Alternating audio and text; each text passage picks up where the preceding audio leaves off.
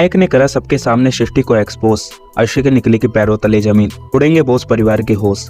दोस्तों star plus का show serial झनक में इस समय आपको एक के बाद एक इंटरेस्टिंग एपिसोड देखने को मिल रहा है। दोस्तों आने वाले एपिसोड में आपको जल्द ही देखने को मिलने वाला है कि विनायक तोड़ेगा अपनी चुप्पी को, खोलेगा सबके सामने सृष्टि की काली करतूतें, झनक आएगी सबके सामने। जी हाँ दोस्तों, बताते हैं आपको सब कुछ, लेकिन उससे पहले क्या दोस्तों आप भी चाहते हैं कि सृष्टि मुखर्जी जाए सलाखों के पीछे और मिले उसके कर्मों की सजा? तो दोस्तों अपनी राय हमें कमेंट बॉक्स में बताना ना भूले। फैंस स्टार प्लस का शो सीरियल झनक में इस समय आपको हाई वोल्टेज ड्रामा देखने को मिल रहा है।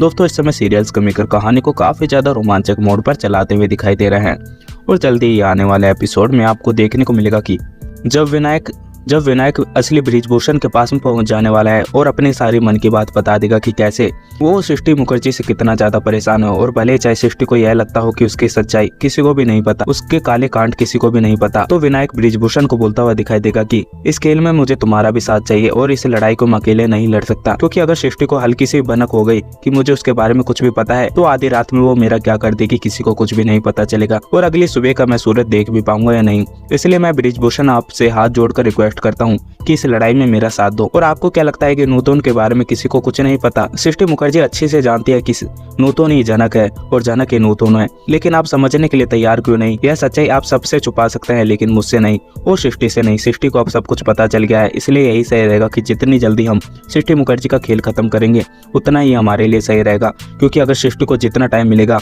वो अपनी चाल को उतना ही खतरनाक खेलेगी। वो सृष्टि अपने बैकग्राउंड को बचाने के लिए किसी भी हद तक जा सकती है, वो मेरा भी खेल खत्म कर सकती है और आपका भी, और झनक का तो उसने कितनी बार करने की कोशिश करी है ये अच्छी तरह से जानती है झनक।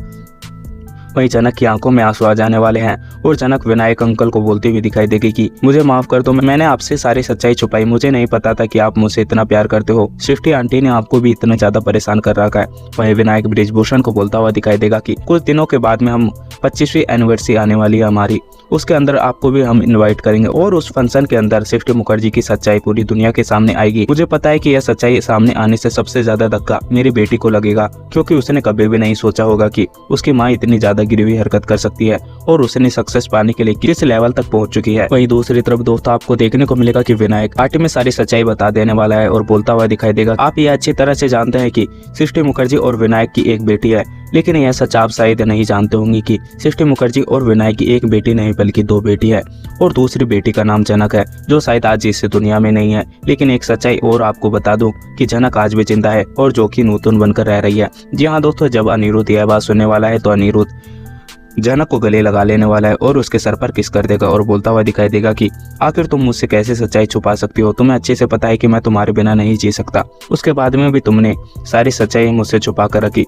और मेरे सामने ही आती रही, लेकिन कभी भी तुमने एहसास नहीं दिलाया कि तुम ही झनक हो। जी हाँ दोस्तों, अनिरुद्ध और झनक को एक दूसरे के करीब देखकर सृष्टि और अर्शी को बिल्कुल भी अच्छा नहीं लगेगा। वहीं अर्शी अनिरुद्ध को बोलते हुए दिखाई देगी कि आखिर तुम यहाँ पर क्या कर रहे हो और तुम शायद भूल गए हो कि हम दोनों ने वादा करा था कि हम नई जिंदगी की शुरुआत करेंगे। लेकिन अनिरुद्ध अर्शी को बोलता हुआ दिखाई देगा कि मैंने तुमसे कोई भी वादा नहीं करा।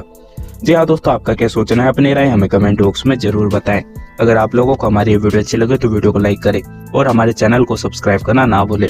मिलते हैं आपसे अगली वीडियो में, जब तक के लिए राधे राधे, जय श्री राम।